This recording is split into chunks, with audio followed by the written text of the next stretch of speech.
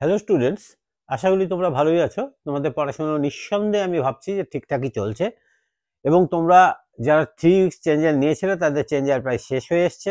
তোমরা এবার কমেন্টসে জানাও যে তোমাদের তাতে পরিবর্তন কিছু পেলে কি পেলে না, কারণ তোমাদের এই কমেন্টসগুলো আমাকে উজ্জীবিত করবে তোমাদের আগামী 30 দিনের সাজেশন বা আগামী 30 দিন তোমরা কিভাবে কি রুটিন মেনে চলবে সেই রুটিনটা আপলোড করার জন্য। আমি আশা করছি তোমরা অনেকে জানতে চেয়েছো, তো আমি সেই রুটিনটা তোমাদের খুব সত্বর নিয়ে আসছি। তোমরা আমার ভিডিওর সাথে থাকবে। এবার আজকে আমার বলে দেওয়া কথা অনুযায়ী তোমাদেরকে বিভিন্ন বিষয়ের যে আমি সাজেশনগুলো দিচ্ছিলাম, আমি সেখান থেকে সাজেশন না বলে এমন একটা জিনিস করছিলাম যে সাজেশনটাকে তোমরা ফলো করলে 100% কোশ্চিন কমন পাবে। ঠিক তেমনি করেই আমি 3টে সাবজেক্টের সাজেশন আমি আমার চ্যানেলে আনছিলাম। তো তার মধ্যে আজকে আমি জীবনবিজ্ঞানের লাস্ট চ্যাপ্টারটার সাজেশন যেটা আমি দেবো বলেছিলাম, তোমরা অনেকেই চেয়েছিলে। আজকে সেই লাস্ট চ্যাপ্টারটা, যে চ্যাপ্টারটার নাম হচ্ছে কি, পরিবেশ, তার সম্পদ এবং সংরক্ষণ। আমি এখানে লিখেও রেখেছি পরিবেশ, তার সম্পদ এবং সংরক্ষণ। এই চ্যাপ্টারের সাজেশনটা তোমাদেরকে আজকে আমি দিচ্ছি এই ভিডিওর মাধ্যমে। সুতরাং আমার সাজেশনটা কিন্তু 4টে কোশ্চিন দিলাম, এই 4টে কোশ্চিন পড়লাম হয়ে গেল তা কিন্তু নয়। কি রকম, প্রথমেই আমি বলছি আমার সাজেশনটাকে তুমি যদি ফলো করো তাহলে পারে সেই 80-20 সাজেশন, অর্থাৎ অনলি গোটা চ্যাপ্টার থেকে 20% পড়লে পারে তোমাদের কি হতে পারে, তোমরা মিনিমাম 80 মার্কস, নট আমি এখন বলছি যে এই সাজেশনটুকুন তুমি যদি ফলো করো 80 মার্কস না, তোমরা 100 মার্কসই কমন পাবে। তাই সেই রকম করেই আমি সাজেশনটাকে তৈরি করছি এবং তোমাদের সামনে সেই সাজেশনটাকে নিয়ে আসছি। তাই ভিডিওটার সাথে তোমরা থাকবে। মাঝখানে স্কিপ করে গেলে কিন্তু কোশ্চেনগুলো তোমাদের স্কিপ করে যাবে। আমি যে কোশ্চেনগুলো বলছি সবগুলো লিখে বলছি না, মুখে বলছি। তাই সাজেশনটা ধীরে ধীরে বলার চেষ্টা করছি, তোমরা শোনার চেষ্টা করবে। প্রথমেই বলছি আজকে যে চ্যাপ্টারটা নিয়ে আসছি জীবনবিজ্ঞানের, এটা একদম লাস্ট চ্যাপ্টার এবং খুব গুরুত্বপূর্ণ চ্যাপ্টার। কেন খুব গুরুত্বপূর্ণ বলছি, কারণ এই যে চ্যাপ্টারটা পরিবেশ, তার সম্পদ এবং সংরক্ষণ, এইটা 2025 সালের, এটা 2025 সালের জন্য আমি সাজেশন আনছি। কিন্তু সবসময় জেনে থাকো যে এই পরিবেশ, তার সম্পদ এবং সংরক্ষণে কত মার্কস আসবে তোমাদের। অনলি 24, অনলি বলছি, অনলি বললে ভুল হবে, 1/4 মার্ক কিন্তু প্রায় এই চ্যাপ্টারটা থেকে আসবে তোমাদের। আউট অফ 90, 24 মার্কস আসবে এই একটা চ্যাপ্টার থেকে। প্রথমেই বলে নিচ্ছি, এই যে চ্যাপ্টারটা থেকে তোমাদের যে কোশ্চেন গুলো আসবে সেই কোশ্চেন গুলো আগে আমি জেনে নিই কি টাইপের কি কোশ্চেন আসতে পারে। প্রথমেই আমাদের কোশ্চেন আসছে এমসিকিউ। এখান থেকে এমসিকিউ কোশ্চেন আসবে 3টে। 1 × 3 = 3 মার্কস। 3টে আসবে এমসিকিউ এর কোশ্চেন। তারপরে কি আসবে, ভেরি শর্ট অ্যান্সার টাইপ, এক কথায় উত্তর। সেখানটায় বিভিন্ন টেকনিকের এখন থাকে তোমাদের, তোমরা জানোই। তোমাদের ট্রু ফলস দিতে পারে, এই টাইপের অনেক কিছু কোশ্চেন দিতে পারে, কিন্তু ভেরি শর্ট অ্যান্সার টাইপ। এইখানে তোমাদের থাকবে 5টা কোশ্চেন, 1 মার্কসের 5টা কোশ্চেন, অর্থাৎ টোটাল এখানে মার্কস থাকছে 5। অর্থাৎ 5 আর 3 8, এই 5 আর 3 8 হচ্ছে তোমার এই আউট অফ 24, একদম 1/3, 24 এর 1/3 তোমাদের চলে যাচ্ছে শর্ট অ্যান্সার টাইপ কোশ্চিনে। তাই 8 মার্কস কিন্তু একদম 1 নম্বরের কোশ্চিন। যেটা আমার এই বড় কোশ্চেন গুলো পড়লে, বড় কোশ্চেন যেগুলো বলে দেবো তার মধ্যে থেকেই কিন্তু এই শর্ট কোশ্চেন গুলো তোমাদের চলে আসবে। নেক্সট আমি যেটা বলছি, এবার আসবে শর্ট অ্যান্সার টাইপ, যেটা 2 নম্বরের কোশ্চেন। এইটা থাকবে কয়টা, 3টে। অর্থাৎ তোমাদের লিখতে হবে 3টে, 3 × 2 = 6 নাম্বার। এখানে তোমাদের থাকবে 6 নাম্বার। আর বিশেষ যেটা গুরুত্বপূর্ণ কথা হচ্ছে লার্জ অ্যান্সার টাইপ কোশ্চেন। এইখানে থাকবে 2টো কোশ্চেন, তোমাদের থাকবে 4টা কিন্তু লিখতে হবে 2টো। অর্থাৎ হয় এ অথবা বি, আবার দিবে এ অথবা বি। সেই কোশ্চেন নাম্বারটা একদম লাস্ট কোশ্চেনটা, যে কোশ্চেনটা তোমাদের এখানটায় থাকে সেই লাস্ট কোশ্চেনটা এখানে থাকবে। সেই লাস্ট কোশ্চেনটা অর্থাৎ 4-এর 5 এবং 6, 4-এর 5 এবং 6 নাম্বার, এটা অথবা ওইটা। এইখানে থাকবে 2 × 5 = 10। তাহলে তোমাদের দেখো এখানটায় কত হলো, 10, 6 16, 16 আর 5 21, 21 আর 3 24, টোটাল হচ্ছে 24 নাম্বার। অর্থাৎ কোশ্চিন কতগুলো থাকছে তোমাদের অ্যাটেম্প করতে, মানে এই চ্যাপ্টারটা থেকে তোমাদের করতেই হবে 5 3 8, কতগুলো, 5 3 8, 9 10 11 12 13, টোটাল তোমাদের কটা কোশ্চিন করতে হচ্ছে, 13টা কোশ্চিন কিন্তু অ্যাটেম্প করতে হবে। তার মধ্যে 2টো থাকছে লার্জ অ্যান্সার টাইপ, অর্থাৎ 5 নম্বরের কোশ্চিন। আর থাকছে কি, 2 নম্বরে থাকছে 3টে কোশ্চিন, 2 নম্বরে 3টে, 5 নম্বরে 2টো। 1 নাম্বারের 5টা, আবার 1 নাম্বারের 3টে। অর্থাৎ এই দুটো কোশ্চিনেই কিন্তু তোমাদের অনেকটা টাইম নিয়ে নেবে। এবং সবসময় জেনে থাকো এই একমাত্র চ্যাপ্টার যেখানে 5 নাম্বারের দুটো কোশ্চিন করতে হচ্ছে। এইবার আমি এই চ্যাপ্টারটা সম্পর্কে আরেকটু বিস্তৃত আসছি। কিরকম বিস্তৃত? এই চ্যাপ্টারটা কিন্তু ছোট ছোট 4টে খণ্ড নিয়ে বিভক্ত। 4টে খণ্ড কি কি?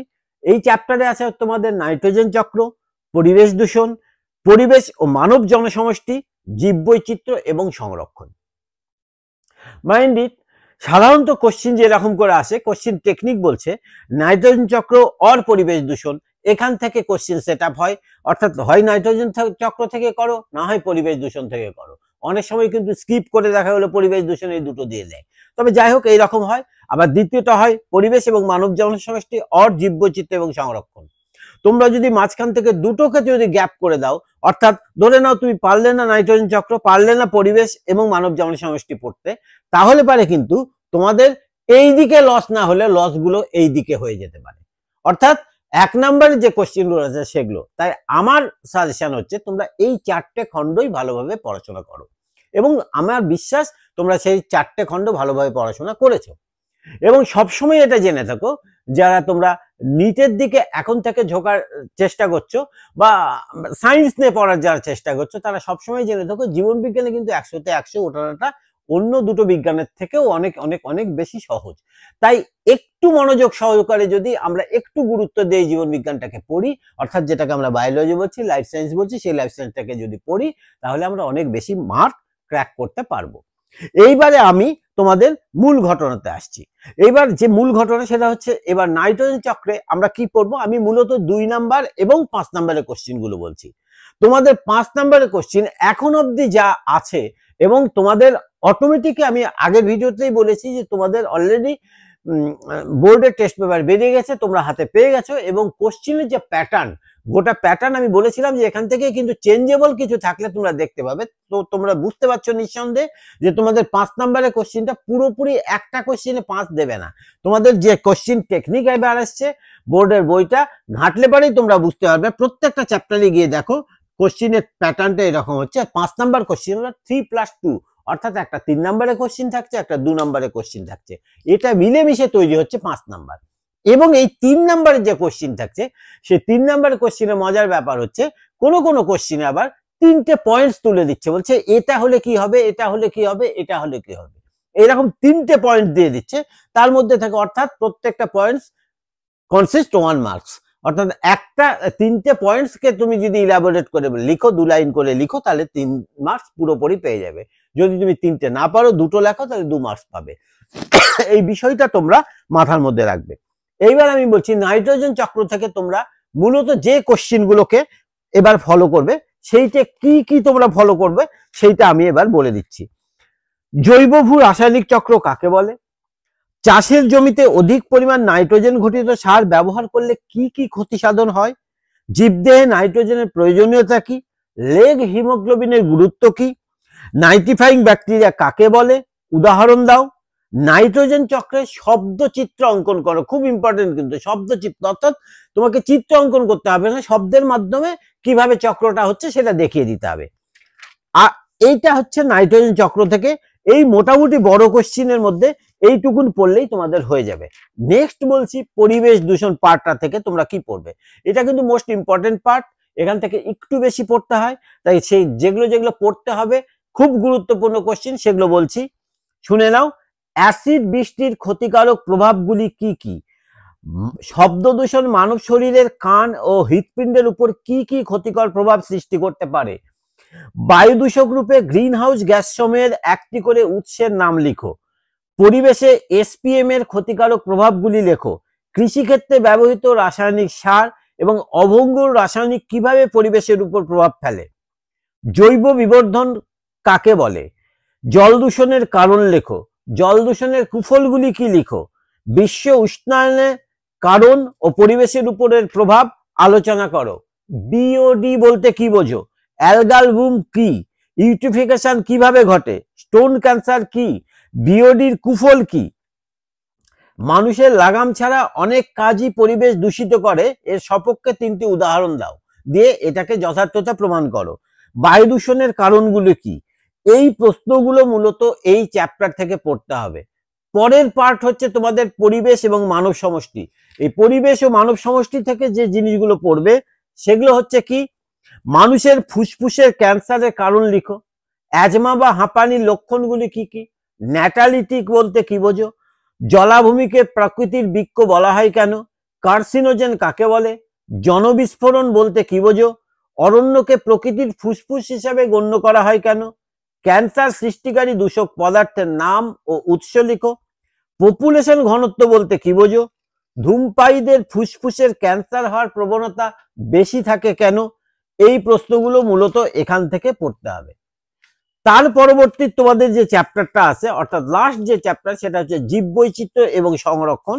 এই জীববৈচিত্র্য এবং সংরক্ষণ থেকে শর্ট কোশ্চিন কিন্তু একটু বেশি আসে, ব্রড কোশ্চিনও একদম আসে না তা নয়। ব্রড কোশ্চিন যেগুলো পড়বে সেগুলো হচ্ছে কি, পৃথিবীর উষ্ণায়নের ফলে জীববৈচিত্র্যের যে ক্ষতি হচ্ছে তার 4টি উদাহরণ দাও, গির অরণ্যে সিংহের সংখ্যা বাড়ানোর জন্য 2টি সংরক্ষণ সংক্রান্ত পদক্ষেপ প্রস্তাব করো। মানে কি পদক্ষেপ নিলে সিংহের সংখ্যা আরো বাড়তে পারে তোমার মতে।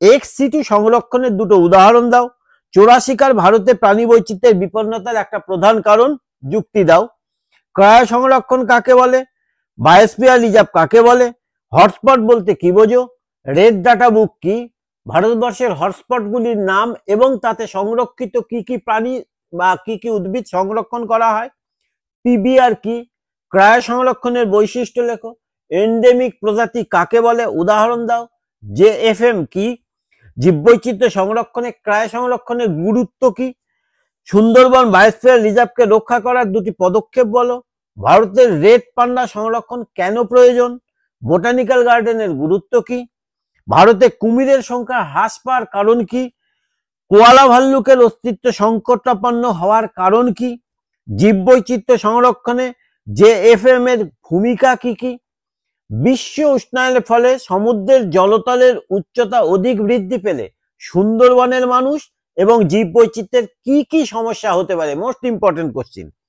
বন্যপ্রাণী সংরক্ষণের প্রয়োজনীয়তা সংক্ষেপে উল্লেখ করো, পিবিআর এর প্রয়োজনীয়তা বা গুরুত্ব লেখো, রেড পান্ডা সংরক্ষণের জন্য কি কি প্রচেষ্টা গ্রহণ করা হয়েছে, কিভাবে কুমির সংরক্ষণ সম্ভব তার প্রধান 2টি পদ্ধতির উল্লেখ করো, জীববৈচিত্র্য হ্রাসে বিশ্ব উষ্ণায়ন ও জলবায়ু পরিবর্তনের প্রভাব ব্যাখ্যা করো, পরিবেশ রক্ষায় সুন্দরবনের ম্যানগ্রোভ অরণ্যের 3টি ভূমিকা লিখো।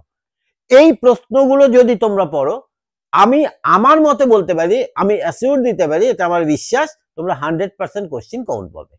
এবং 1 নম্বরের যে প্রশ্নগুলো আছে তার জন্য এই প্রশ্নগুলো পড়লে এর থেকে ছোট ছোট যে কোশ্চিনগুলো আছে সেগুলো তোমাদের পড়তে হবে। তোমরা বুঝতেই পেরে গেছো এমসিকিউ, ভিএসএ, এসএ, এলএ কি টাইপের কোশ্চিন আসবে সেটা আমি ডিটেলসে বলে দিয়েছি। সেই জন্য বলছি তোমরা এই সাজেশনটাকে আমার মনে হয় ফলো করলে পারে তোমরা এই চ্যাপ্টার থেকে 24 মার্ক তোমরা অনায়াসেই পেয়ে যেতে পারো। আমি আশা করব তোমাদের পড়াশোনা আরো ভালো হবে এবং আগামী দিনে তোমরা 30 দিনে কিভাবে পড়বে সেই ভিডিও নিয়ে আমি খুব তাড়াতাড়ি আসছি। পারলে 2-4 দিনের মধ্যে সেই ভিডিওটা আমি দিয়ে দিচ্ছি, যে তোমরা 30 দিনের যে রুটিনটা করতে চেয়েছো, তোমরা যারা চেয়েছো তাদের কাছে আমি দিয়ে দিচ্ছি যে আগামী 30 দিন তোমরা কিভাবে চললে পারে তোমাদের খুব সুন্দর একটা পরীক্ষা পাবে। আমার যে 675 প্লাস টার্গেট ছিল সেটা তোমরা পারবে। এর মধ্যে তোমাদের ভাই বোনেদের রেজাল্টটাও বেরিয়ে গেছে, সুতরাং তারাও আমার চ্যানেলের সাথে যাতে যোগাযোগ রাখতে পারে, তারা সাবস্ক্রাইব করতে পারে, তাহলে তাদের কাছেও তাদের যে ভিডিওগুলো আছে ক্লাস 9 এবং 10 এর ক্ষেত্রে এই বছর আমি প্রথম থেকেই, অর্থাৎ এতদিন আমি যেটা নিইনি সেই ক্লাসটা নিব 9 এবং 10 এর জীবন বিজ্ঞান, ভৌত বিজ্ঞান এবং অঙ্ক 3টে ক্লাসই আমার চ্যানেলেই তোমরা পেয়ে যাবে। তাই বলছি তোমরা যতটা পারো সাবস্ক্রাইব করে নাও এবং এই ভিডিওটা তোমরা সবার কাছে একটু শেয়ার করে দাও যাতে তোমাদের বন্ধু বান্ধবরাও পড়তে পারে, এই সাজেশনটা গ্রহণ করতে পারে। সেই জন্য আশা করি তোমাদের পড়াশোনা আরো বেশি ভালো হোক। এইটুকুন বলেই আজকের মতো আমি রাখছি। ধন্যবাদ।